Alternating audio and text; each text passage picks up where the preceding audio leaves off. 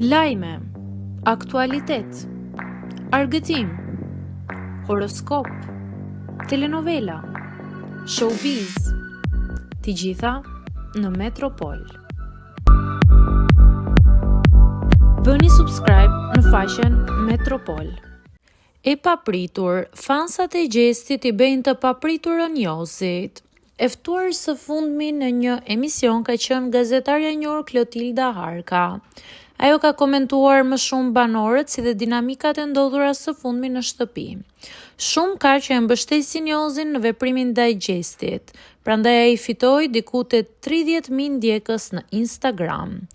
Por gjithashtu ja akuan Instagramin dhe ai hapi një faqe tjetër.